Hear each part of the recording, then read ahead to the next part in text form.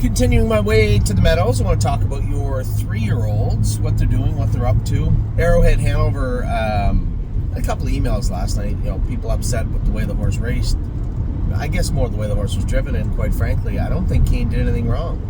Put yourself in his shoes. He doesn't know the horse. I talked to Lauren before the race, just said, hey, he's going to feel a little soft coming off the car. You got to chase him out of there, which he did.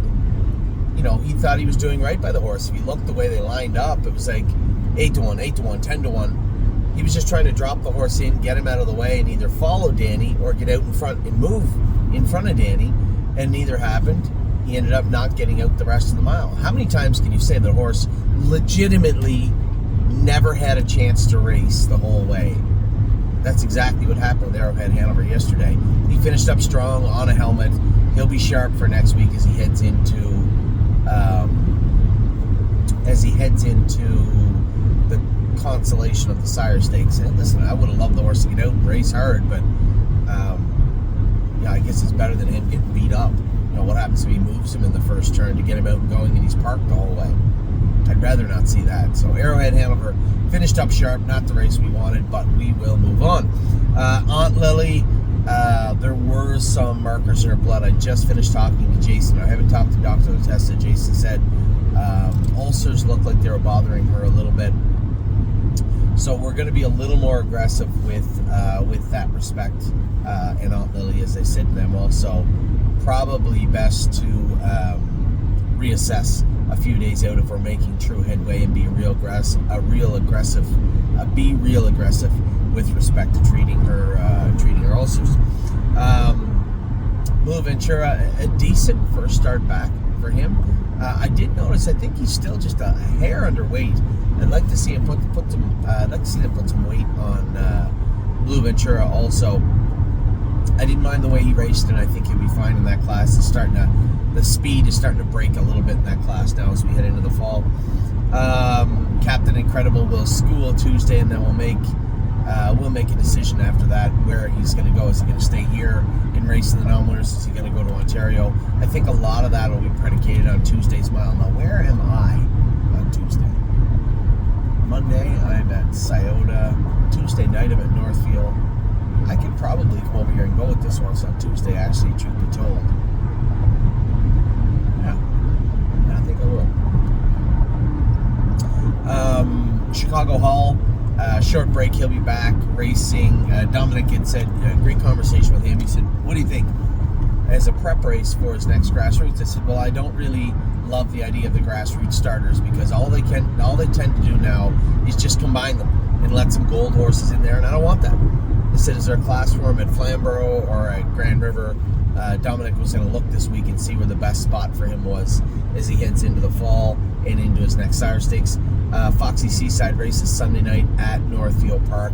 We put her shoes back the way they were. Jason galloped her this week. She seems strong coming into the race. I really thought that shoeing change would help that filly, and ended up being wrong, obviously, but we did just simply put her back to the way she was, and we'll see how she races on Sunday. Freedom Hill is Indigo Sunday also. My plan was, and hopefully, that Oliver's team would be playing in the earlier portions of Sunday in the finals. And if that was the case, I couldn't make it back till later on in the night, so proactively I took myself off Freedom Hill, and I hope that is the case. If they lose it all today, though, they are out. Gaslight Halger, the outside, he should be able to overcome that. I'm hopeful on Tuesday. Gorgeous Package also raced decent, a little flatter finishing upper mile than I thought she might be. I thought she'd scoot through to be second. Instead, she was kind of a plain Jane third. We'll see how she races her next start also. Grand Slam Deal was certainly flat. Now, I know Tim was working on getting her healthy. He thought her SAA was coming down, but still a little high. I guess in hindsight, we should have just scratched the filly. Now, I'm looking at it and saying, well, we can't continue that trend. So either a much, much better start out of her, or that's it for her for a while. And maybe, quite frankly, it for her till she goes to Harrisburg or when we put her up for sale. We'll see, I suppose. Manhattan Money was good. I'm almost tempted to take the hobbles off him. Honest to God, he just feels like he's a different animal now. It took a long time to do it. Even to start the season, he needed them. But his last couple of starts, man, he has looked really, really good on the track. And felt good. I know a lot of people are saying, well, you didn't want to come first over with him. No, if I wanted to come first over with him, I would have been first over with him. I didn't want to move the horse. It's his first start ever on a half-mile track. And quite frankly, he can win like 3 times in there. 4 times maybe. I'm not too worried about Manhattan Money in that class. It'll be just fine. Melisandre, another one. We'll bring her back in another couple of days or a week. Start her up.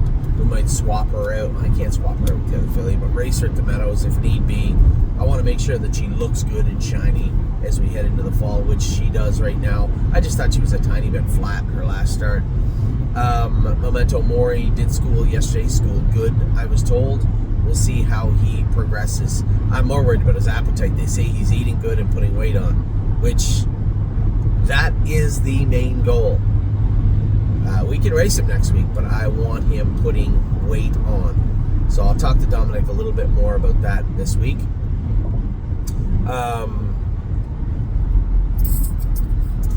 Where are we at here? Nassau's coming into the field. Still had some snot in his nose the other day. It's just going around, and it's so, this game, it can just compound so quickly, right? You turn him out because he's a little fresh or a little dull, go to bring him back in, and maybe he was sick the whole time, and there's still a little bit of a remnants of it. Dr. Tessa was going to have a look at him and draw his blood. All is well, we'll bring him back in, but I certainly don't want to bring a sick horse into the barn. Also, he is slated to come back in as soon as possible.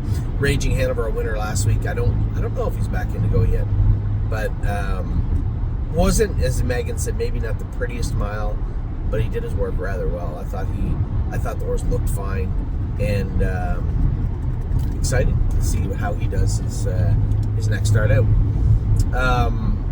Resolve Indeed, she's not long for the barn. I know a lot of people saying, I'll tell you right now, her GGT, or liver count, is the highest of 2025 of any horse I've seen. It was like 73, I think, which is 1 point shy of twice as high as the highest point of high normal. And I can tell you right now that Uncle Danny and Supermind struggled when theirs was at 47, 51. Hers is 73. And I can assure you that's the biggest contributing factor to racing poorly.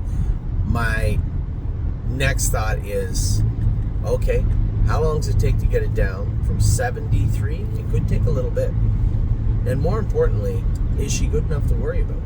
Or do we just put her up for sale, and instead of getting 18, we get 14, but we don't have to worry about the 2 or 3 weeks it'll take to get that at GGT down?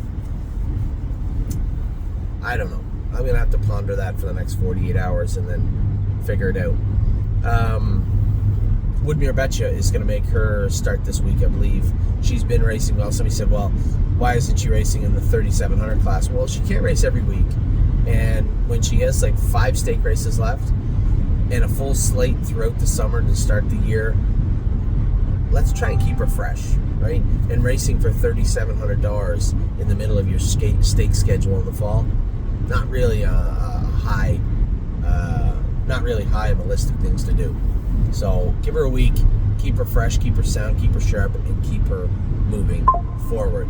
Those are your updates for your 3-year-olds. I'll be back with your race horses in a little bit, probably. I hope you guys are having a great day wherever you are. We'll talk to you all very soon.